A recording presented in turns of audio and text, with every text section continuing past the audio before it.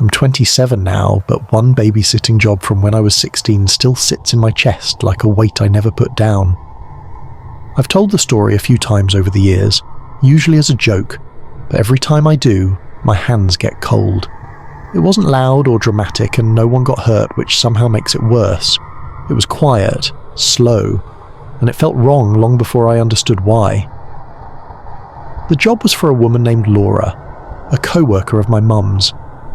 The kind of person you trust automatically because she smiles easily and brings homemade food to office potlucks. She lived in a split-level house in a neighbourhood full of similar houses, all with trimmed lawns and porch lights that came on at the same time every evening. Her son, Mason, was 7, quiet, polite, and unusually serious for his age. Laura walked me through everything before she left. Dinner was already prepared. Bedtime was at 8:30. She pointed out the bathroom, the spare blankets, and the number on the fridge to call if anything went wrong. Right before she grabbed her purse, she paused and said something that felt oddly specific. She told me Mason didn't like the basement and that I shouldn't let him go down there. She laughed like it was just a kid being dramatic, but the way she said it stuck with me. Once she left, the night started normally. Mason ate without complaint and watched cartoons on the floor, sitting closer to the TV than necessary. When I told him it was almost bedtime, he nodded and asked if the basement door was locked. I told him yes, without actually checking. He stared at me for a second, like he was trying to decide whether to believe me, then went upstairs without another word. After I tucked him in, I went back downstairs and sat on the couch scrolling through my phone. The house was quiet in that deep, empty way that makes every small sound noticeable. That's when I realised I could see the basement door from where I was sitting. It was open. Just a few inches, but enough to notice. I stood up and stared at it longer than I want to admit. I was sure it had been closed earlier. I remembered stepping over it when I came in. I told myself it must not have latched properly. Old houses do weird things. I walked over and pushed it shut until I heard the latch click. I even tugged on it to make sure it was secure. I went back to the couch, but I couldn't focus on my phone anymore. About 10 minutes later, I heard a soft creak. It was slow and drawn out, like wood bending under pressure. I looked up just in time to see the basement door opening again, inch by inch. It stopped halfway, as if whoever was on the other side realised I was watching. I didn't move. I didn't call out. I just sat there, frozen, staring at the dark gap. That was when Mason screamed upstairs. It wasn't a normal scared from a dream scream. It was panicked and desperate. I ran up the stairs and found him standing in his doorway, crying and shaking, pointing toward the floor like he didn't want to step out of his room. I grabbed him and pulled him inside, locking the door behind us. He kept saying someone was downstairs. I told him everything was okay while dialing 911 with shaking hands. The operator stayed calm and told us to stay where we were until officers arrived. Mason buried his face into my shoulder and didn't stop shaking the entire time. When the police showed up, they searched the house. They found the basement door wide open. On the stairs leading up, there were muddy footprints. They didn't belong to me or Mason. Whoever it was had already left. Laura came home to police cars in front of her house, and her son wrapped in a blanket, still clinging to me. She kept apologising, but she never explained why she was so insistent about the basement. I never asked. I didn't babysit again after that. Some doors shouldn't be opened, and some should never be ignored when they are. I was 21 when my sister asked me to watch her kids overnight while she and her husband went to a wedding a few hours away. I had babysat my niece Emma and my nephew Lucas plenty of times before, so it wasn't a big deal. Emma was 6, quiet and sensitive, and Luke was 9, more talkative, but still easy. My sister walked me through the usual routine before they left. Leftover Chinese food for dinner and no scary shows, and bed by 9 o'clock. She reminded me Emma sometimes got nervous at night. After they left, the kids and I ate in the living room and watched a movie. Around 9 o'clock, I took them upstairs. Their bedrooms were across the hall from each other with a bathroom in between. I tucked Emma in first. She asked if I'd leave her door open a little and keep the hallway light on. Lucas just rolled over and told me good night. I went downstairs and turned on the TV, keeping the volume low.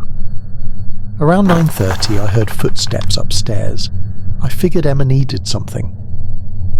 I started up the stairs and saw her standing there in her pyjamas looking down at me.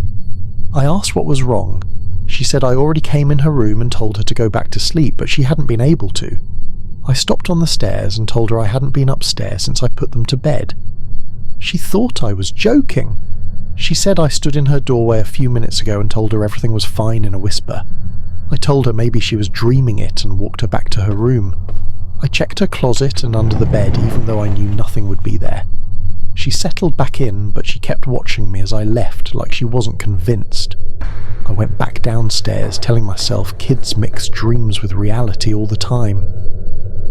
About 20 minutes later, Lucas came down rubbing his eyes. He asked why I came into his room. I felt a chill go through me. I told him I didn't. He said I stood by his dresser and looked at him, then walked out without saying anything. I tried to keep my voice calm and told him he must have been half asleep, but now this was weird because both of them said pretty similar things. Instead of going back to bed, he stayed next to me on the couch. I turned the TV off, and the silence literally made my ears ring. Then I heard something upstairs. Light footsteps running, and then I saw Emma racing down the stairs, screaming Uncle Dan a bunch of times. When she got to the living room, she started crying, saying there's someone upstairs. I think this was around the time my heart really started racing. She was crying genuine tears. She said someone came in her room again and said goodnight, but it didn't sound like me.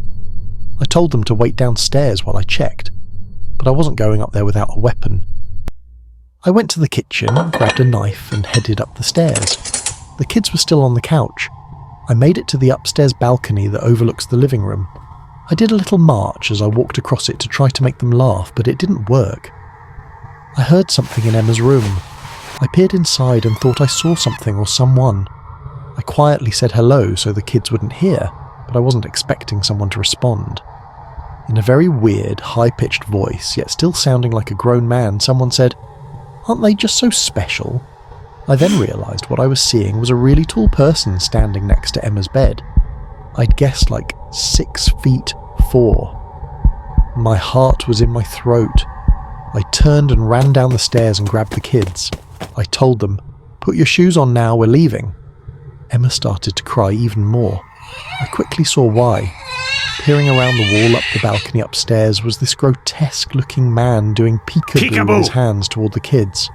I said, "Forget the shoes," and ran the kids outside with me in their socks. We ran to a house a couple doors down where I saw lights on inside, and I rang the bell 5 times. The lady who answered knew Lucas and Emma. I quickly explained the situation. She led us inside. I got on the phone with 911 and stood on the front porch watching my sister's house. I saw that man casually strolling out, walking down the walkway into the darkness of the street. The 911 operator told me not to engage him in any way. I stayed on the stoop watching the man until he disappeared down an intersecting street. I told the operator which street it was. She kept making it seem like the cops would be heading down that direction, but it took so long for them to arrive that the man was gone. I went into my sister's house with them to investigate, and nothing seemed out of place. Of course I drove the kids to my parents' house that night. We weren't going to sleep at that house. And of course, there was somehow blame put on me that the one night I was watching them, someone breaks into the house. However, I firmly believe that man was in there before I even got there. Ever since then, my sister and my brother-in-law have been nuts with the security cameras. They have at least 6 all over the house. But honestly, who can blame them after this? The last time I ever babysat, I was 20 years old, and I promised myself it would be the last even before the night was over. The job was for a single dad named Eric and his 10-year-old son, Eli. I'd watched Eli a few times before. He was energetic, curious, and never seemed to get tired of talking. He followed me around the house, asking questions about everything from my favourite movie to how old the house was. When it came time for bed, Eli surprised me by asking me to close his door completely. Usually kids want the door open, but he insisted. He said he slept better that way. I hesitated, then agreed, leaving the hallway light on like a compromise. He watched me carefully as I closed it, like he was making sure I did it right. After that, the house went quiet. I sat in the living room scrolling on my phone, occasionally glancing at the clock. Around midnight, I heard Eli talking. At first, I assumed he was sleep-talking. He'd been energetic all evening, so it made sense. But then I heard him pause like he was listening and respond. I muted my phone and listened. There was another voice. Low, calm, definitely not a child. I stood up and walked toward Eli's room, my heart starting to race. I stopped just outside his door. Eli sounded awake now. He whispered something I couldn't hear, then went quiet again. I slowly opened the door.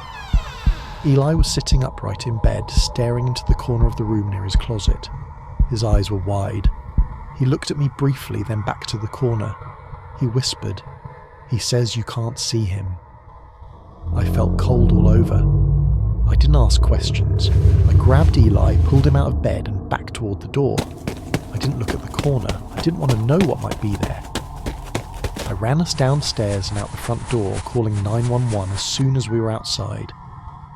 We waited across the street until police arrived. Eli kept asking if the man was still in his room.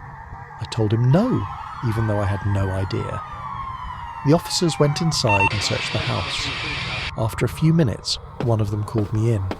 They found a crawl space connected to Eli's closet. Inside, there were blankets, empty food wrappers, and a man hiding behind insulation. He didn't resist when they pulled him out. They said he'd likely been living there for days. I never babysat again after that, and I never leave doors open or closed without thinking about why.